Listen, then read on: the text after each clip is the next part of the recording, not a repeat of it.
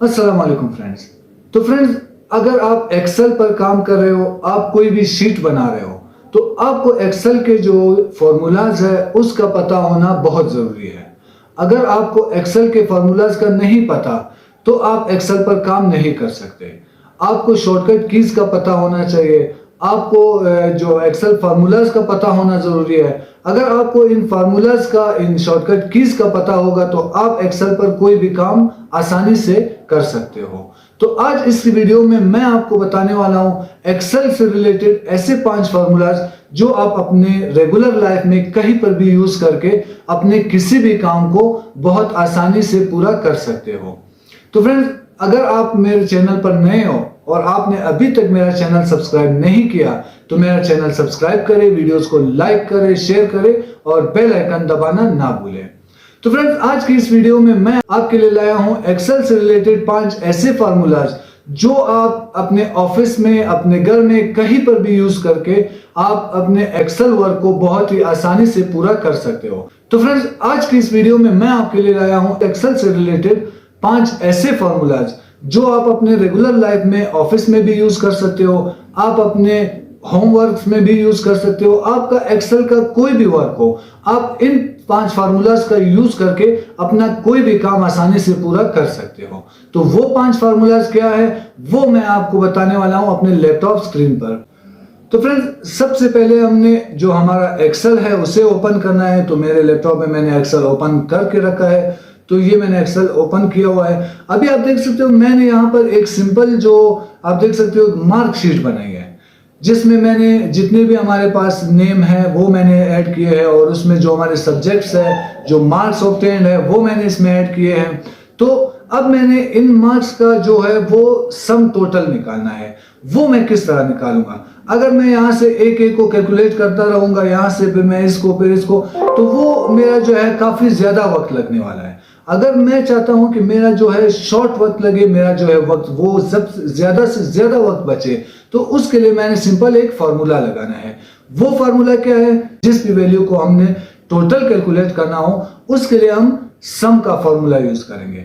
वो हम किस तरह यूज करेंगे? तो सबसे पहले हम यहां पर आएंगे। अब मैंने इस वैल्यू को, इन तमाम को जो है वो टोटल निकालना है, इनका मैंने इन सबको कैलकुलेट करना है। तो इसके लिए सिंपली मैं यहां पे क्लिक करूंगा और यहां पर मैं टाइप करूंगा इज इक्वल सम के बाद ब्रैकेट ओपन करके उसके बाद मैंने ये जितनी भी वैल्यू है इन तमाम को सेलेक्ट कर लेनी है। वो मैं किस तरह सेलेक्ट करूंगा?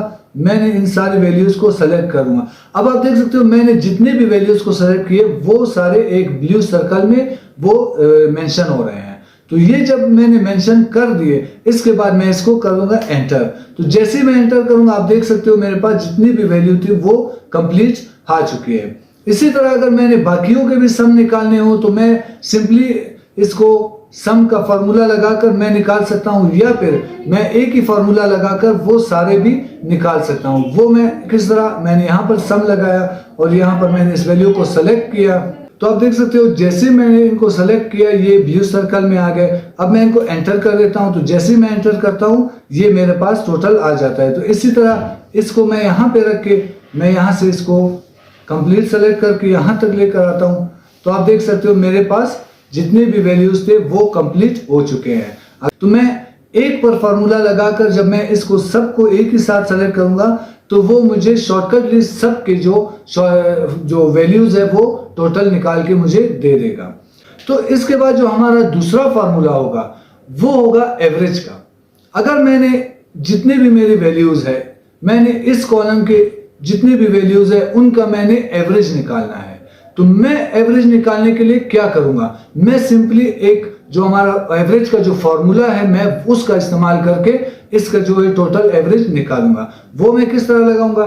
सिंपली इसके नीचे आके मैंने जिस भी कॉलम पे, जिस भी जगह मैंने अपनी जो एवरेज है उसका जो वैल्यू निकालनी है वहां पे मैं क्लिक करूंगा।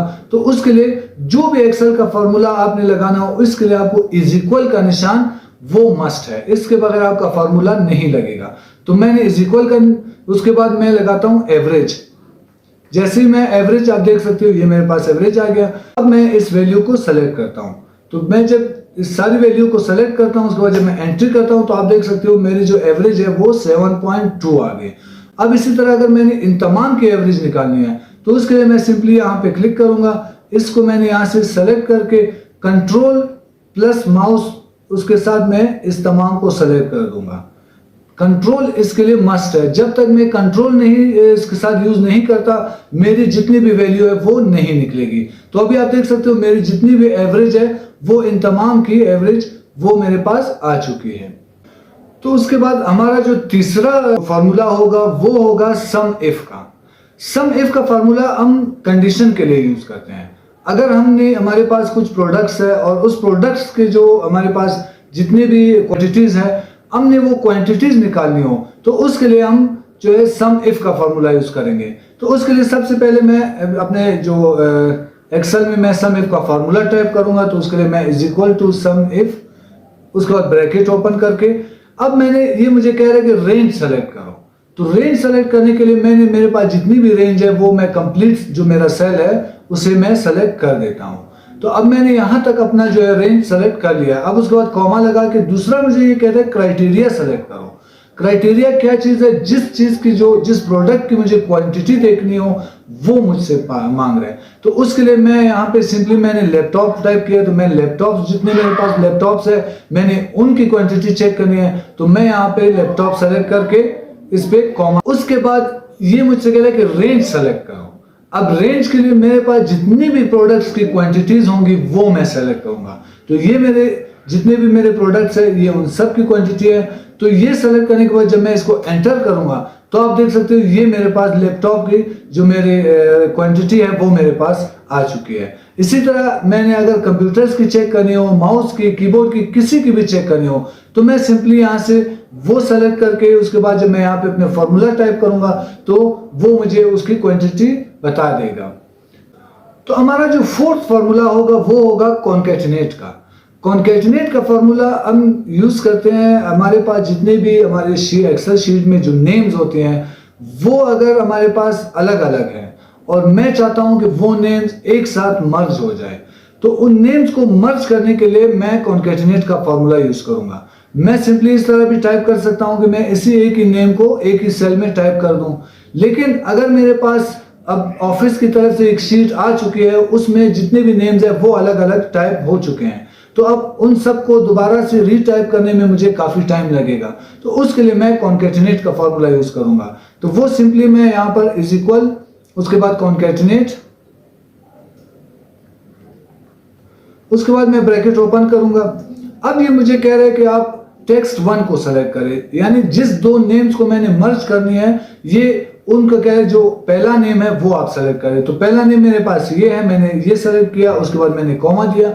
अब ये कह रहे हैं कि टेक्स्ट 2 सेलेक्ट करें, तो उसके बाद मैं दूसरा जो हमारे पास टेक्स्ट है वो सेलेक्ट करके मैं ब्रैकेट को क्लोज करके एंटर देता हूं। तो जैसे ही मैंने एंटर किया आप देख सकते हो मेरे पास जो नेम है वो एक साथ मर्ज हो चुका है।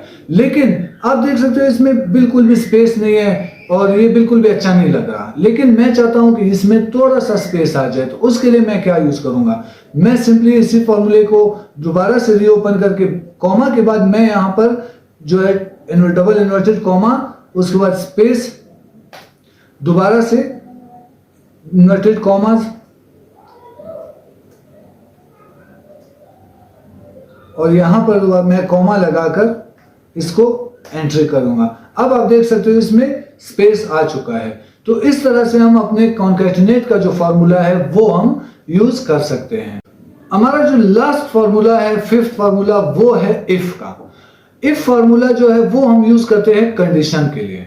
हमारे पास जितनी भी एक्सेल शीट है हमने अपनी एक स्कूल की क्लास की मार्क शीट बना ली है। अब उसमें मैं तमाम वैल्यूज को एक एक अलग अलग से कैलकुलेट नहीं करना चाहता। मैं चाहता हूं मेरे जितने भी कैंडिडेट्स हैं उनके जितने भी जो हमारे पास ऑब्टेन मार्क्स हैं वो पासिंग मार्क्स 50+ है। अगर वो उन्होंने जितने भी मार्क्स ऑब्टेन किए हैं वो 50+ है तो मेरा जो रिजल्ट है, जो मेरा एक्सेल शीट है वो उन्हें पास शो करे, और अगर ऐसा नहीं है तो वो उन्हें फेल शो करे। तो उसके लिए मैं इफ का फॉर्मूला यूज करूंगा।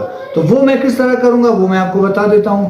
हमारे पास जो एक एक्सेल में हमने एक रिजल्ट मार्क शीट बना ली है, अब उस पे हम जितने भी हमारे ऑब्टेन मार्क्स है वो हम चेक करना चाहते हैं। जो हमारे स्टूडेंट ने जितने मार्क्स लिए हैं क्या वो हमारे रिक्वायर्ड मार्क्स से लेस है या वो ग्रेटर है। अगर वो ग्रेटर है तो वो मुझे ऑटोमेटिकली जो मेरा एक्सेल शीट है वो इन्हें पास शो करे, और अगर वो लेस है तो वो इन्हें फेल शो करे। तो उसके लिए मैं सिंपली लगाऊंगा इफ का फॉर्मूला। तो वो मैं किस तरह लगाऊंगा, मैं यहाँ पर टाइप करता हूं इफ, उसके बाद मैं दोबारा से ब्रैकेट को ओपन कर देता हूं। अब जो मेरे ऑब्टेन्ड मार्क्स है, जो मैंने मार्क्स, जो मेरे रिक्वायर्ड मार्क्स, उसको मैं सेलेक्ट करता हूं। उसके बाद मैं इसको चेक करता हूं कि क्या ये 50 से ग्रेटर है। तो ग्रेटर के लिए मैं यूज करूंगा ग्रेटर का जो हमारे पास एक साइन आता है। अब मैं क्या चाहता हूं कि क्या ये जो रिक्वायर्ड मार्क्स, जो हमारे ऑब्टेन्ड मार्क्स है, वो हमारे रिक्वायर्ड मार्क्स से वो ग्रेटर है या नहीं है। तो हमारे जो रिक्वायर्ड मार्क्स है वो है 50। तो उसके बाद मैं लगाऊंगा कॉमा। कॉमा लगाने के बाद मैं इसको एक कंडीशन दूंगा, अगर जो ऑब्टेन्ड मार्क्स है वो हमारे रिक्वायर्ड मार्क्स से ग्रेटर है तो अब मेरा जो एक्सेल शीट है वो इसे पास शो करे। अगर ऐसा नहीं है और जो हमारे ऑब्टेन्ड मार्क्स है वो हमारे रिक्वायर्ड मार्क्स से जो है वो लेस है तो वो मेरे पास इसे फेल शो करे। तो सिंपली मैं फेल टाइप करके उसके बाद एंट्री करता हूं। अब आप देख सकते हो जो हमारे पास जो रिजल्ट है वो पास शो कर रहा है, क्योंकि हमारे जो स्टूडेंट ने जो मार्क्स ऑब्टेन किए वो 52 है और हमारे जो रिक्वायर्ड मार्क्स है वो हमारे पास 50 है। तो जब से मैं इसको फॉर्मूला टाइप करता हूं तो मेरा जो रिजल्ट है वो पास शो हो जाता है। लेकिन अगर मैं इसको लेस कर देता हूं, मैं आपको दिखाने के लिए यहाँ पर लेस करके दोबारा से मैं ये फॉर्मूला टाइप करता हूं, इज इक्वल टू इफ, मैं ये कंडीशन लगाता हूं, जो हमारे जितने भी जो हमारे स्टूडेंट के जो ऑब्टेन्ड मार्क्स है वो सेलेक्ट करके उसके बाद मैं ग्रेटर देन 50 कर देता हूं और इसके बाद मैं कॉमा, डबल इन्वर्टेड कॉमा में मैं पास टाइप कर देता हूं, दोबारा से डबल इन्वर्टेड कॉमा, फिर मैं इसके बाद कॉमा, इसको मैं फेल शो कर देता हूं। अब आप देख सकते हो ये मेरे पास फेल शो कर रहा है, क्योंकि हमारे पास जो रिक्वायर्ड मार्क्स थे वो 50 थे और जो ऑब्टेन्ड मार्क्स है वो 45 है। तो जैसे मैंने फॉर्मूले का यूज किया तो उसने मुझे सिंपली बता दिया कि ये जो आपका स्टूडेंट है वो जो रिक्वायर्ड, उनके जो ऑब्टेन्ड मार्क्स है वो लेस है 50 से, तो वो फेल है। तो फ्रेंड्स ये 5 ऐसे फार्मूलाज है जो हम अपने रेगुलर लाइफ में, अपने ऑफिस में, अपने घर में, अपने स्कूल्स में कहीं पर भी यूज कर सकते हैं।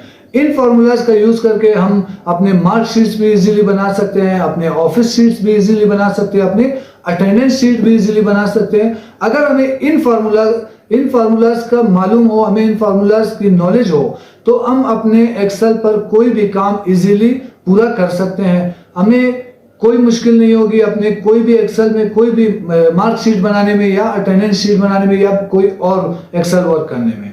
तो फ्रेंड्स अगर आपको मजीद इंफॉर्मेशन एक्सेल से रिलेटेड या आपको और भी टेक से रिलेटेड कोई भी इंफॉर्मेशन चाहिए हो तो मैं डिस्क्रिप्शन में अपना व्हाट्सएप नंबर भी अटैच कर रहा हूं, अपना ईमेल भी मैंने अटैच किया है, तो आप वहां पर भी मुझे मैसेज करके आप मुझसे इंफॉर्मेशन ले सकते हैं और मेरे वीडियोस पर भी कमेंट करके आप मुझे बता सकते हैं आपको जो भी इंफॉर्मेशन रिक्वायर हो।